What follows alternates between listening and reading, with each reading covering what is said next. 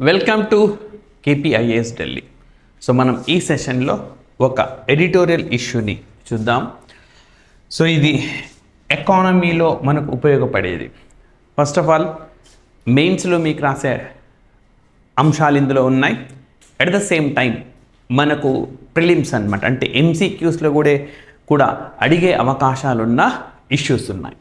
So first of all జీడిపిలో 50% వాటా అందిస్తున్న సేవా రంగం ఉద్యోగాలను మాత్రం 30 మందికే అందిస్తుంది.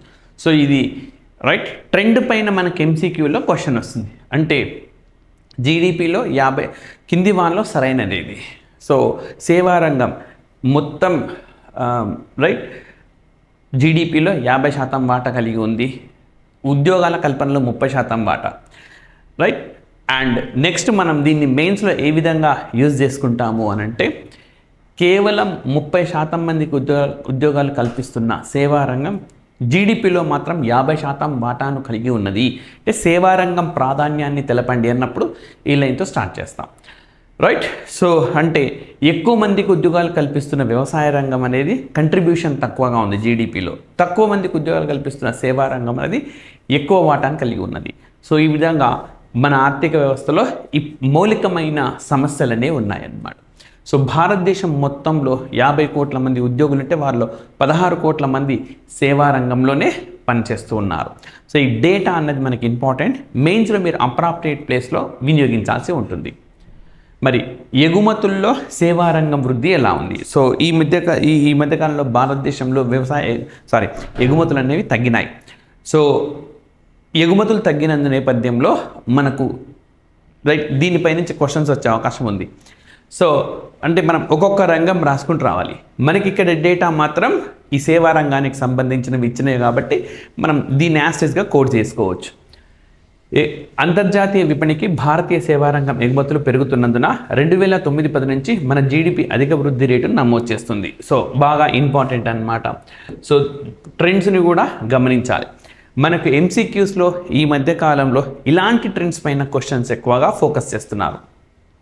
భారతీయ సేవా రంగం ఎప్పటి నుంచి క్రమంగా పెరుగుతూ ఉన్నాయి అంటే 2009-10 నుంచి క్రమంగా పెరుగుతూ ఉన్నాయి రైట్.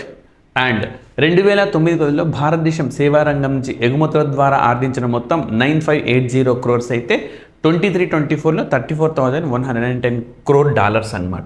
సో ఈ ఫిగర్ని యాస్టీజ్గా మనకు అడగవచ్చు.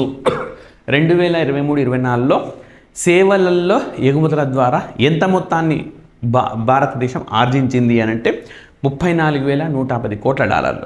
నెక్స్ట్ సేవా రంగంలో మనకు ఎగుమతుల ధోరణి ఏ విధంగా ఉంది అంటే 2009-10 నుంచి పెరిగింది, తగ్గింది, స్థిరంగా ఉంది, అట్లాంటి క్వశ్చన్స్ ఫోకస్ చేస్తాడు. సో అప్పుడు మనం ఏం చెప్పాలి? మెల్లిగా పెరుగుతూ ఉంది.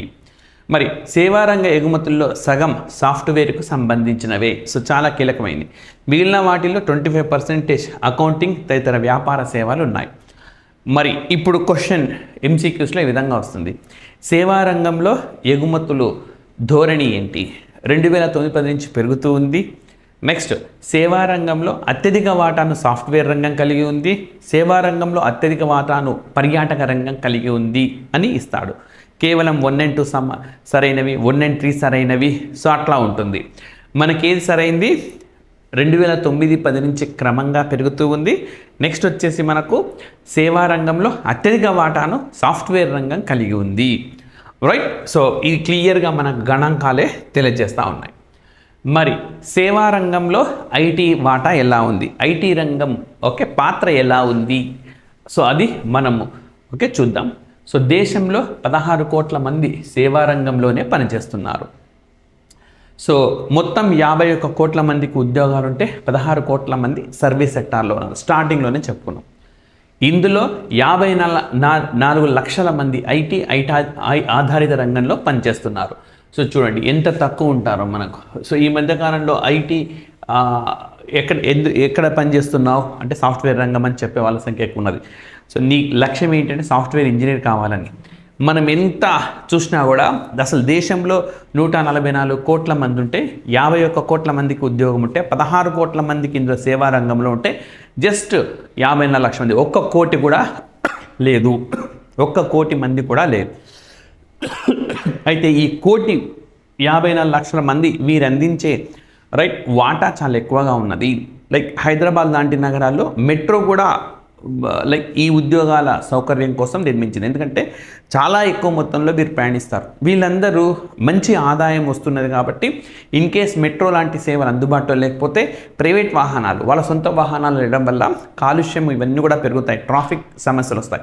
ఈవెన్ ఇప్పుడు మెట్రో ఉన్నా సరే హైదరాబాద్లో ఈ మెట్రో మన ట్రాఫిక్ సమస్య ఇంకా తీవ్రంగానే ఉంది. సో ఈ విధంగా మనం కంక్లూడ్ చేసుకుంటూ రావచ్చు. మొత్తం దేశంలోనే చెప్తున్నా ఐటీ రంగంలో ఉన్న ఉద్యోగాల సంఖ్య 54 lakhs మాత్రమే. ఈ లెక్కన ఐటీ రంగం మొత్తం ఉద్యోగాల్లో సుమారు 1%, సేవారంగ ఉద్యోగాల్లో 3.4% ఓకే సృష్టిస్తుంది. సో ఎంత ఇంపార్టెంట్ పాయింట్ చూడండి. దేశవ్యాప్తంగా 51 కోట్ల మందికి ఉద్యోగాలుంటే సేవారంగం మనకు 16 కోట్ల మంది, ఇందులో 54 లక్షల మంది.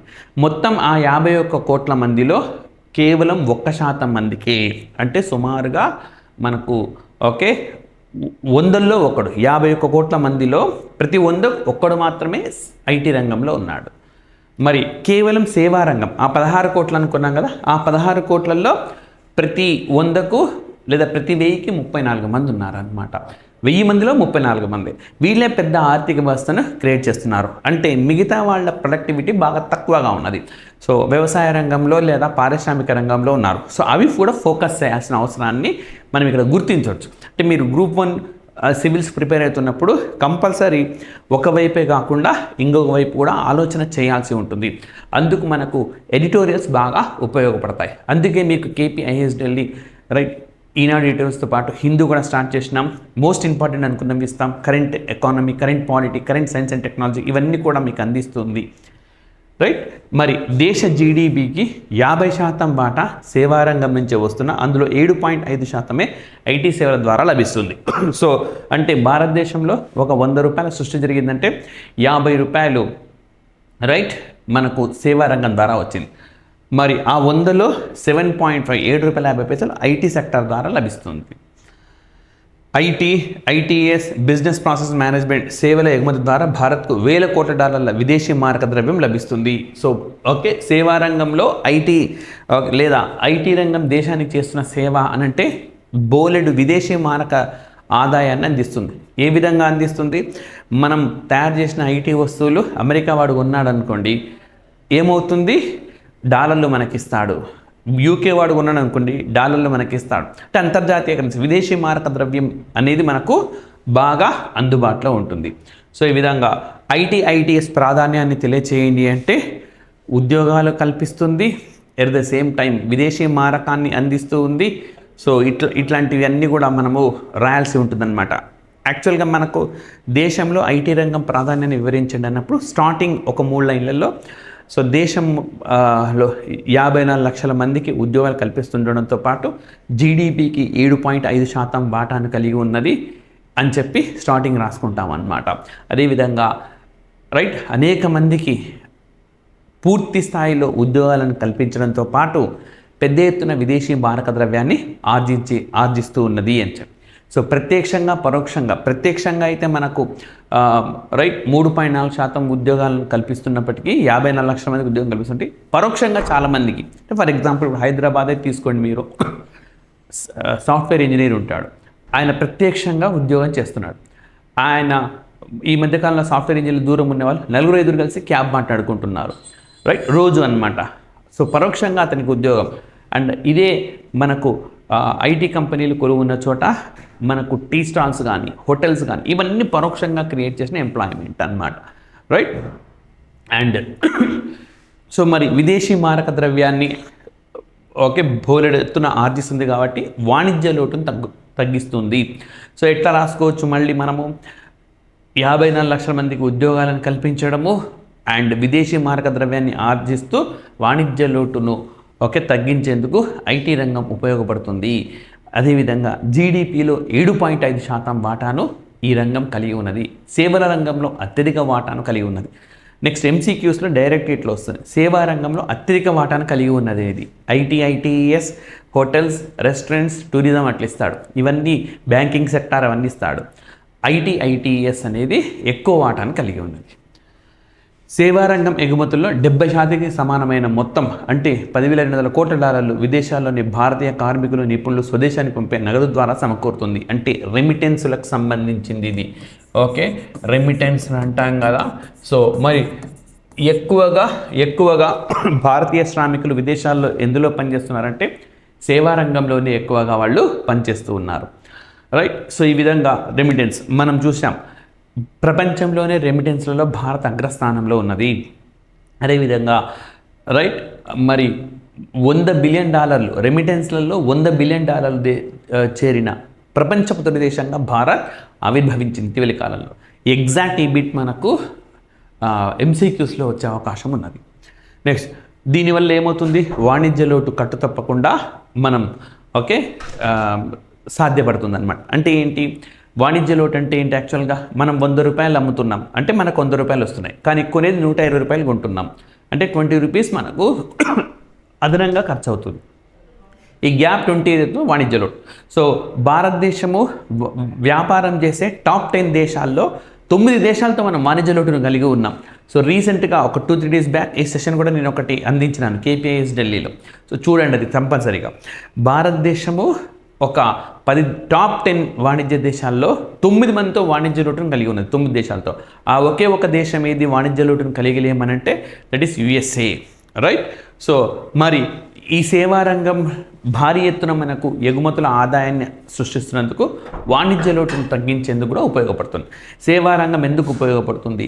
ఉద్యోగాల్లో మంచి వాటాను కలిగి ఉన్నది, ఉపాధి కల్పించడంలో ప్రత్యక్ష పరోక్ష ఉపాధిని కల్పిస్తుంది, దేశ GDPకి 7.5% అందిస్తుంది, వాణిజ్య లోటును తగ్గిస్తుంది, విదేశీ మారక ద్రవ్యాన్ని ఆర్జించడం ద్వారా. ఒక్క లైన్లో మొత్తం వచ్చేసేయాలి. ఆ తర్వాత ఒక్కొక్కటి ఎంత అని రాసుకుంటూ రావాలి. రైట్. మరి సేవారంగం అండ్ FDIలు. సో FDIలు అంటే ఫారిన్ డైరెక్ట్ ఇన్వెస్ట్మెంట్స్. సో భారతదేశానికి సేవారంగం ద్వారా గణనీయంగా విదేశ ప్రత్యక్ష పెట్టుబడులు లభిస్తున్నాయి. రైట్. సో మొత్తం అయిపోయినాక ఫస్ట్ పారాగ్రాఫ్ ఎలా ఉండాలి కూడా చెప్తాను నేను. నెక్స్ట్, 2022 ఆర్థిక సంవత్సరంలో భారత్కు మొత్తం $8,480 కోట్ల FDIలు లభిస్తే అందులో 710 కోట్లు సేవారంగానికి అందాయి. సో ఈ డేటా ఏదైతే ఉన్నదో అది ఇంపార్టెంట్. 2022-23 ఆర్థిక సంవత్సరంలో భారత్ మొత్తం FDI రూపంలో వచ్చిన మొత్తం ఎంత అంటే 8480. లేదా నేరుగా సేవారంగానికి వచ్చింది ఎంత అని అంటే మనకు ఓకే నేరుగా రాయాలి. సో 710 కోట్లు. మరి రైట్. సో ఇప్పటిదాకా మనం సేవారంగానికి సంబంధించి చూసినాం. ఇక్కడ చూడండి. రైట్. భారతదేశంలో సేవారంగం చేస్తున్న లేదా సేవారంగ పురోగతి, సేవారంగం రైట్ ప్రాధాన్యాన్ని వివరించండి అన్నప్పుడు నెంబర్ 1 జాతీయ ఆదాయంలో 50% వాటాను కలిగి ఉండడంతో పాటు రైట్ 16 కోట్ల మందికి ఉద్యోగాలను కల్పిస్తూ ఉన్నది. అండ్ విదేశీ వాణిజ్యం చేయడం ద్వారా వాణిజ్య లోటును తగ్గిస్తూ ఉంది. అదేవిధంగా FDIలను కూడా భారీ ఎత్తున ఆకట్టుకుంటున్న రంగం. అంటే ఈ ప్రాధాన్యం అంతా రాష్ట్రం. నెక్స్ట్ ఏం చేస్తాము? దేశం ఇక ఒక్కొక్కటి వివరణ. ఉద్యోగాలు ఎంత కల్పన? 51 కోట్ల మందికి ఉద్యోగాలు ఉంటే 16 కోట్ల మంది ఈ రంగంలోనే ఉన్నారు. సో మొత్తం 8,000 పైగా డాలర్లు వస్తే $710 ఈ రంగానికి మనకు FDIల రూపంలో వచ్చినాయి. రైట్. సో ఎగుమతుల్లో ఎంత ఉంది, పురోగతి ఎంత ఉంది. సో ఇవన్నీ ఒక్కొక్కటి వివరిస్తూ రాస్తాం. ఫస్ట్ పారాగ్రాఫ్లో ఓవరాల్ సమ్మరీ లాంటిది ఉంటుంది. లాస్ట్కి కంక్లూజన్ ఏం రాస్తాం? సో ఇన్ని అంశాలున్న నేపథ్యంలో సేవారంగం అన్నది అత్యంత కీలకమైనది. సేవారంగానికి అవసరమైన మౌలిక సదుపాయాలు కల్పించడం ద్వారా మరింత దీన్ని వృద్ధిలోకి తీసుకురావచ్చు. అట్లా రాయాలి. మరి హార్డ్వేర్ రంగం, ఇక్కడ ఒక కమిటీ కూడా ప్రస్తావన ఉన్నది. సో ఇంపార్టెంట్ మనకు.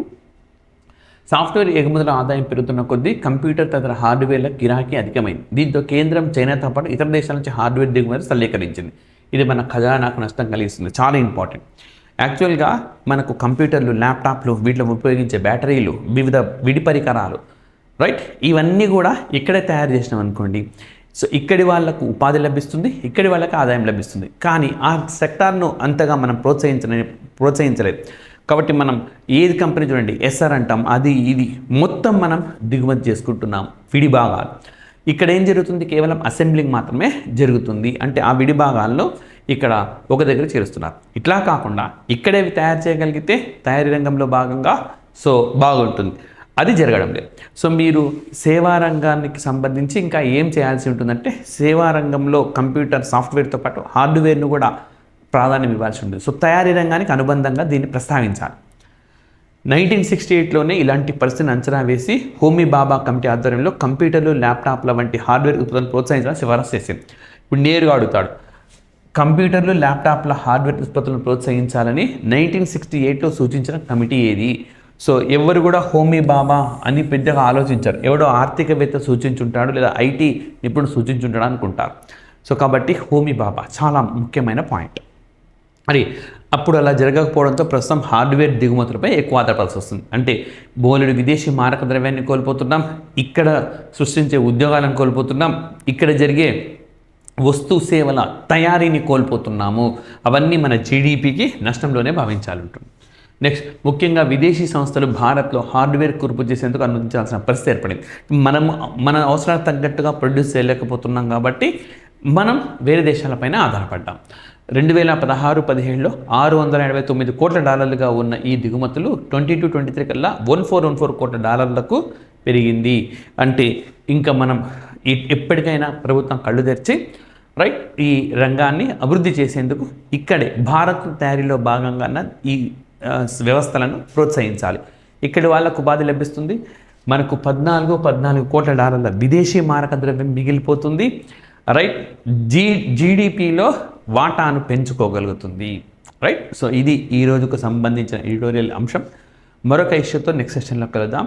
Thank you very much.